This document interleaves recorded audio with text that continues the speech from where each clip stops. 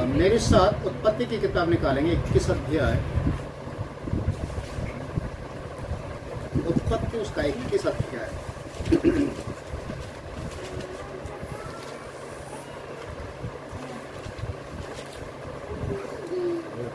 और इसका 15 पद से 19 तक हम पढ़ेंगे। और ये उस समय की घटना है जब हाजिरा अपने बेटे को लेकर इब्राहिम के घर को छोड़कर वो निकल चुकी थी। और बाइबल हमें बताती है कि उस समय जब हाजिरा अपने बेटे इस्माइल को लेकर निकल चुकी थी तो उनके पास जो खाना और पानी था वो सब कुछ खत्म हो जाता है और जंगल के एक ऐसे मरुस्थल एरिया में वो निकल जाते हैं जहाँ पर पानी और पेड़ पौधों का कोई भी जगह नहीं है। मतलब एक तरीके से बोला चाहे कि ना पानी है वहाँ पर और ना ही खाने के लिए कोई भी इंतजाम है और ना ही कोई ऐसा पेड़ पौधा जिसके नीचे में बैठकर वो कुछ समय बिता सके। बाइबल में लिखा है जैसे ही पानी जो उनकी थैली में पानी था वो खत्म हो जाता और खाना भी रोटी भी खत्म हो जाती है तो बच्चा पूरी रीति से व्याकुल हो जाता है। उसे खाने के लिए पीने के लिए कुछ भी नहीं मिलता तो वो मुरझा जाता है और एक ऐसी कंडीशन में चला जाता है कि कब उसकी मृत्यु हो जाए कोई भी नहीं जान सकता। पर ऐसे समय में परमेश्वर का वचन कहता है कि हाजिरा अपने बच्चे को एक जो कटीली झाड़ी होती है उसके नीचे उसे लिटाकर वो दूर जाकर पीठ फेर कर बैठ जाते और रोना शुरू कर देती है। और वो रोती इसलिए ताकि मुझे अपने बेटे की मृत्यु अपनी आंखों से देखने ना पड़े। पर वचन में आप पढ़ेंगे तो यहाँ पर लिखा हुआ है 17 पद को जब आप पढ़ेंगे, परमेश्वर ने उस लड़के की सुनी और उसके दूत ने स्वर्ग से हाजिरा को पुकार के कहा। लड़के की रोने की आहट, रोने की आवाज किसने सुन लिया? परमेश्वर ने सुन लिया। देखिए एक बहुत सोचने और दिलचस्प एक बात है कि बच्चा रो रहा है और माँ पीठ फेर कर बैठी हुई है। समझ में आ रहा है? बच्चा रो रहा है और माँ पीठ फेर कर बैठी हुई है, वो भी रो रही है। और उस बच्चे की जो रोने की आवाज है माँ ने सुनने के बाद भी अनसुना कर दिया।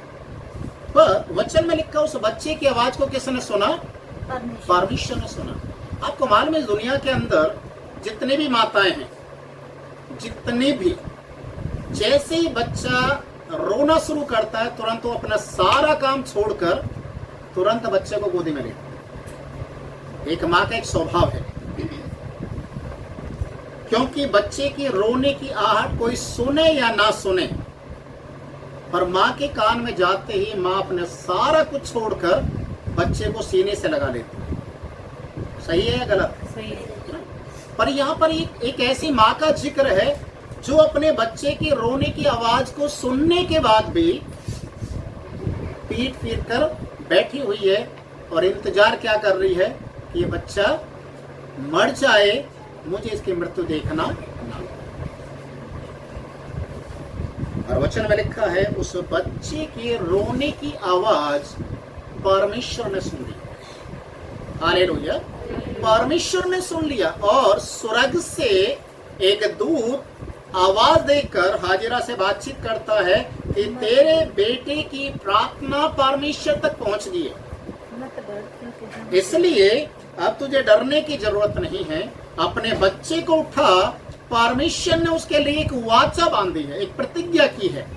और वो प्रतिज्ञा क्या है कि मैं उसके द्वारा एक बहुत बड़े वंश को इस दुनिया के अंदर बढ़ाऊंगा, लेकर आऊंगा। ये इस्माइल कौन है आपको मालूम है? ये इब्राहिम और हाजिरा का बेटा है। और इस इस्माइल से ही मुस्लिम कौम पैदा होती है, याद रखिए। आज पूरी दुनिया के अंदर मुस्लिम जितने भी हैं सब इस्माइल के औलाद हैं और वो इब्राहिम का है। जो इजरायली लोग हैं या यहूदी लोग हैं या आज के समय में उनको बोला जाता है क्रिश्चियन, वो इसहाक के वंशज है। ये वहां से दो वंशज शुरू होते हैं। और बाइबल हमें बताती है कि जब स्वर्ग के दूत ने उससे बातचीत किया और वो अपने बच्चे को उठाने के लिए जाती है, तो तुरंत लिखा है 19वें पद में, परमेश्वर उसकी आंखों को खोलता है। और जैसे उसकी आंखें खुलते तो क्या देखते हैं, बच्चे के नजदीक में ही एक कुआं है जिसमें से पानी ऊपर तक निकल रहा। देखिए वो इतना मतलब उमड़ रहा है पानी कि वहां पर ना बाल्टी की जरूरत है और ना ही रस्सी की जरूरत है। ये सब कुछ कैसे हो गया, ये कैसे हुआ? प्रभु ने जब संतान दिया है तो परमेश्वर उस संतान की रक्षा करने के लिए, उसकी सारी जरूरतों को पूरा करने के लिए, उसे इस दुनिया के अंदर बचाए रखने के लिए ये परमेश्वर की योजना होती है। जब आप यिर्मयाह की किताब को आप देखेंगे, उसका पहला अध्याय का 5वां पद, वहां पर लिखा है परमेश्वर यिर्मयाह से बातचीत करता है और क्या कहता है, गर्भ में रचने से पहले मैंने तुझ पर चित्त लगाया है। हालेलुया। परमेश्वर क्या कहता है, गर्भ में रचने से पहले, अर्थात जब हम अपनी माँ के गर्भ में ही थे, अभी तो हमारे अंग भी पूरे नहीं बन रहे थे, प्रभु की दृष्टि उस समय हमारे ऊपर थी और उस समय उसने हमें चुन लिया। उस समय ही हमारा नाम उसने बता दिया, तेरा नाम क्या होगा और तू परमेश्वर का कहलाएगा। हालेलुया। जब आप उत्पत्ति उसके 22 अध्याय के 14 पद को आप पढ़ेंगे तो वहां पर एक और घटना है, इब्राहिम और इसहाक।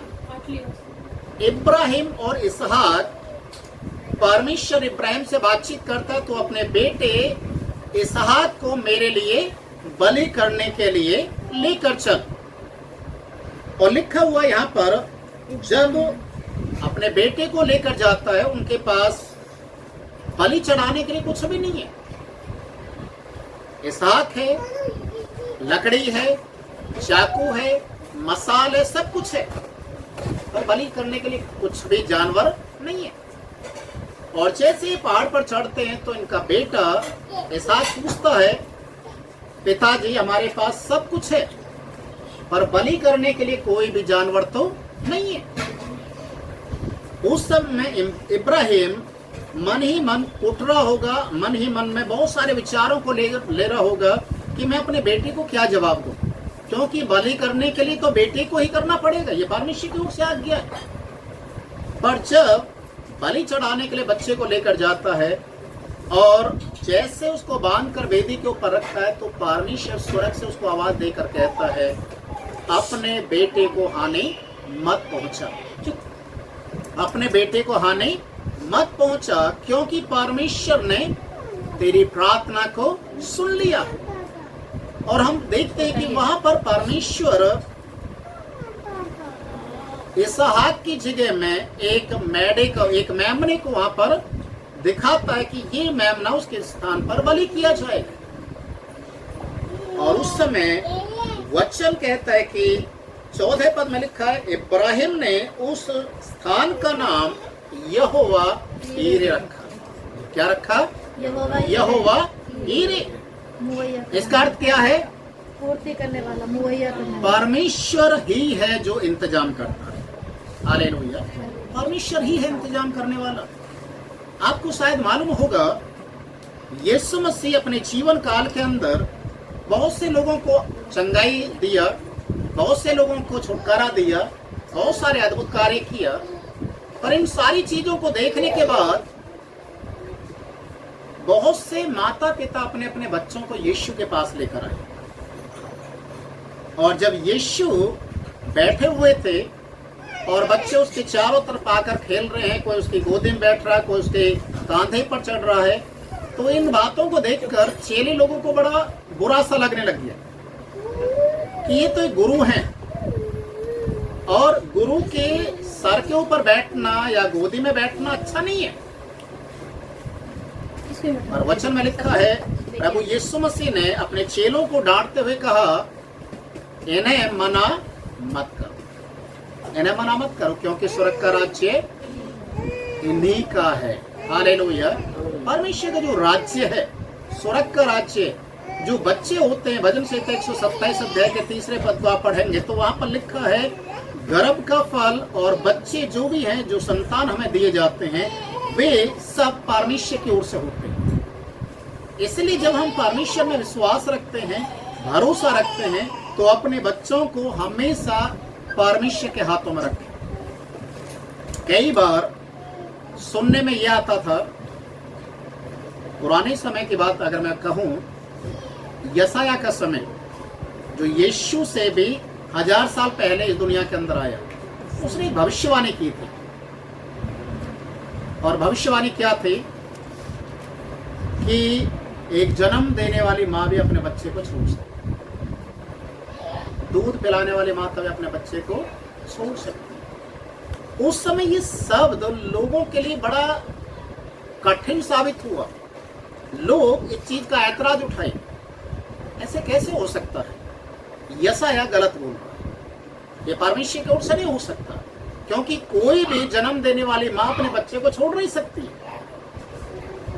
पर आज इतने हजारों साल के बाद आज वो सारी बातें आज पूरी हो रही हैं। आज कितनी ऐसी माताएं हैं जो माँ बन जाते, शायद टाइम से पहले बन जाते हैं या कुकर्म करने के कारण से।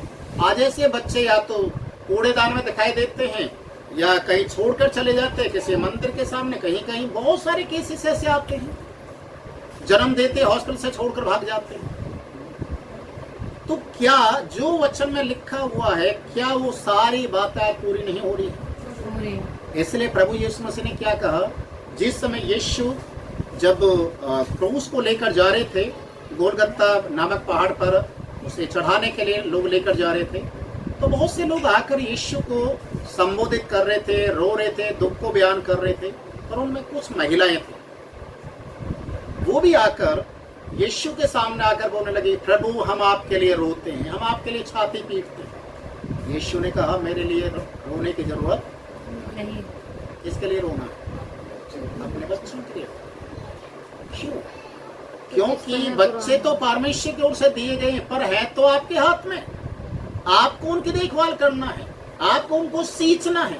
भजन संहिता 126 अध्याय को आप पढ़ेंगे तो वहां पर लिखा है, आंसुओं के साथ सींचना है, अपने बच्चों के लिए आंसू बहाना है, ताकि उनका भविष्य प्रभु के अनुग्रह में ब्राइट एक फ्यूचर के रूप में तैयार किया जाए। और ये जरूरी है कि हम अपने बच्चों की देखरेख करें। परमेश्वर हमारे बच्चों को आशीष देता है, उनकी प्रार्थना को परमेश्वर सुनता है, उन बच्चों की प्रार्थना स्वर्ग तक बहुत जल्दी पहुंचती है, ये भी सत्य है। और हम फिर भी अपने बच्चों को प्रभु की शिक्षा देना है और परमेश्वर की शिक्षा में उनको आगे बढ़ाना है। प्रभु जितना भी आशीष देता, जितने बच्चों को देता है, उनके पेरेंट्स का भी खर्चा परमेश्वर किस तरीके से प्रबंध करता है, ये कार्य उसका है। और हमारा जो कर्तव्य है उससे हम कभी भी पीछे ना है। हालेलुया। जिस प्रकार से वो छोटे बालक की प्रार्थना को परमेश्वर ने सुन लिया, इस्माइल की प्रार्थना को सुन लिया, स्वर्ग तक उसकी प्रार्थना गई, आज हमारे बच्चों की भी प्रार्थना स्वर्ग तक जाती है। हमें सिखाना, बच्चों को प्रार्थना करना सिखाना है, परमेश्वर का डर और भय मानना सिखाना है। जब हम ऐसा करेंगे तो हमारे बच्चे भी प्रभु के अनुग्रह में बढ़ते हैं। प्रभु इस वचन से आशीष। आइए।